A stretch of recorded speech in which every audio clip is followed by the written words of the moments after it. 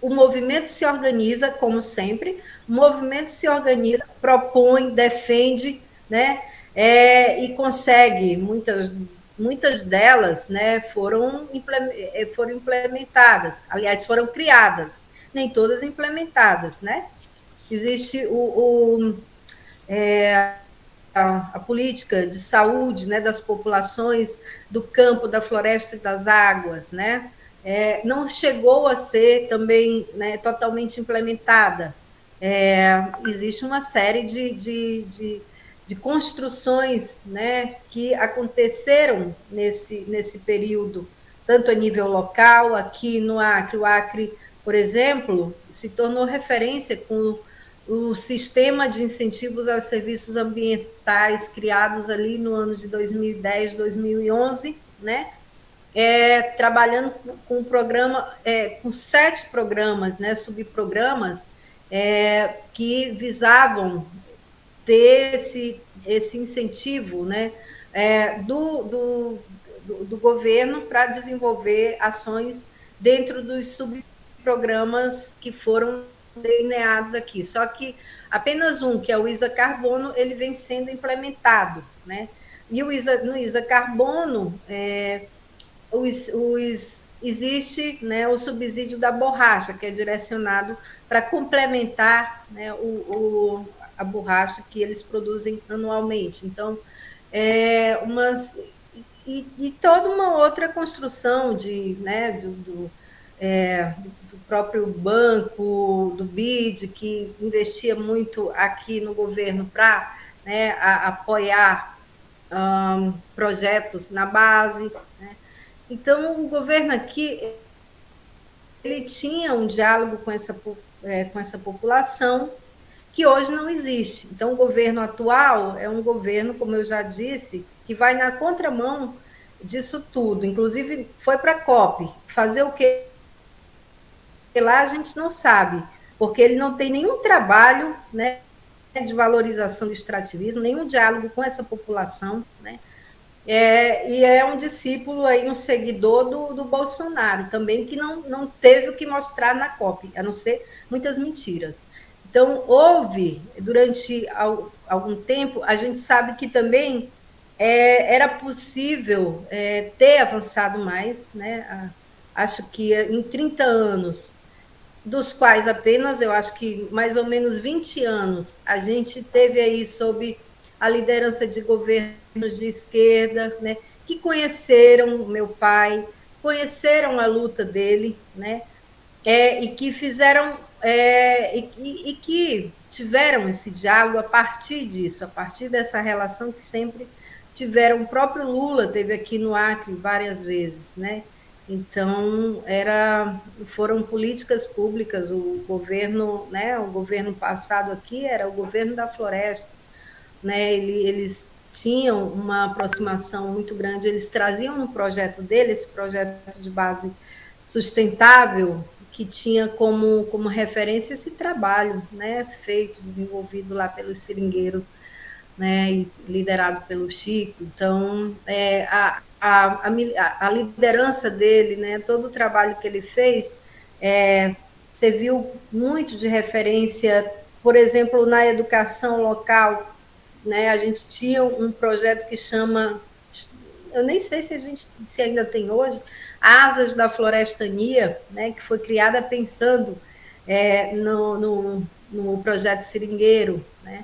Então, assim, existe uma confluência de ideias e de iniciativas, né, do governo local com toda essa movimentação, com toda essa luta né, que foi travada, e com todas essas experiências bacanas que nasceram dali, de onde talvez a maioria da população, a sociedade em geral, não esperasse que nascesse, né? Mas nasceu e deu muitos resultados, né? Até a gente se dar com governos, né, e com autoridades de extrema direita que não têm compromisso nenhum, nem com a vida, né, natural, nem com, né, com o mundo, nem com o planeta, assim. E aí a gente se vê nesse estado de coisas.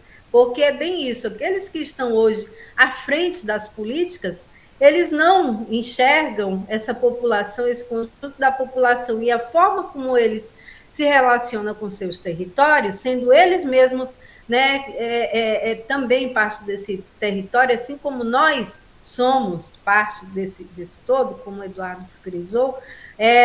A cosmologia, por exemplo, indígena, né, ela não distingue o ser natural, né, o homem da natureza. E os seringueiros, os extrativistas, tudo que eles aprenderam sobre floresta, eles aprenderam com os indígenas, né? Eles chegaram lá, nus e cruz também, né, desse conhecimento, tiveram que lidar com uma situação de uma realidade totalmente diferente da deles, né?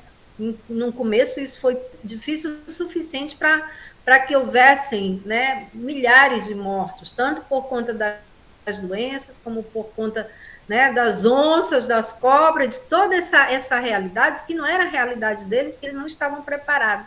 E a importância de aprender com aqueles que já estavam aqui foi a diferença entre, né, viver e morrer. Então, eles carregam muito dessa cosmologia para também, né, para a cultura extrativista, para a cultura seringueira. E aí a gente se vê hoje nessa situação, né, de ter que enfrentar governos extremamente fascistas, reacionários e que não conseguem chegar a essa população nem os seus meios de vida como um caminho, né, de cura para o nosso planeta e para nós mesmos. Obrigado, Ângela. Júlia, você agora. E é bom que vai dar um link justamente para a minha pergunta, né? A gente está num ano aí pré-eleitoral e a gente tem nos discursos, né, é como se fosse uma ladainha, né? Que toda eleição eles fazem a mesma ladainha, né? Então eu fico muito querendo alertar essa juventude como o voto é uma coisa poderosa e ela direciona certamente a condução de um país, né? E a gente viu com a eleição desse rapaz aí o quanto ele desandou tanta coisa, né? O quanto ele tirou o Brasil de rumo, né? Do prumo, né? Que a gente conseguiu botar o trem e quando chega elege um cara que põe o trem para andar para trás. Então é bem complexo. E aí a minha pergunta, Ângela, você que vive essa realidade da floresta na sua calçada, né, que é uma coisa muito maior do que, como o Álvaro falou no início da entrevista para a gente aqui do Sudeste, eu queria saber de você como é que a gente pode alertar essa juventude para esse discurso político. Né? O que de fato tem que estar nesse discurso político para a gente falar, puxa vida, esse cara sabe o que ele está falando e ele sabe dessa necessidade. Esse cara aqui, ou essa mulher, ela vai dar um rumo para essa questão ambiental, focando, né, na questão da floresta amazônica, né, na floresta amazônica, porque a gente fala de floresta da Mata Atlântica aqui, né? Então a gente tem o manguezal, são vários biomas, são vários ecossistemas, mas de fato para ir, o que tem que estar nesse discurso para a gente conseguir ter essa defesa como sendo um plano de governo que vai ser realizado, né? Mas eu acho que eu acredito que com toda essa movimentação que a juventude vem fazendo, com todo esse protagonismo que eles vêm tendo à frente, né? Por exemplo, da COP, a presença da juventude, né, da juventude indígena, sobremaneira, foi muito potente, né?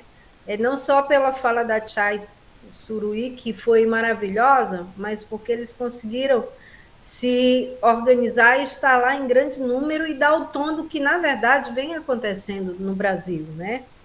Então, eu acho que eles estão muito por dentro, né? Estão, inclusive, já à frente, enquanto se a gente discute, né, forma de resistir, eles já estão se movimentando. Aliás, os povos indígenas, eles se movimentam desde sempre, porque a gente, né, quando volta lá atrás na aliança, né? A gente já percebe isso, a presença do Ailton Krenak na Constituinte foi muito importante, né? Para inserir essas populações e seus direitos, né? E ao longo do tempo, isso só vem sendo, né? Isso só vem aumentando, porque a pressão sobre seus territórios ela vem aumentando sobremaneira também, né?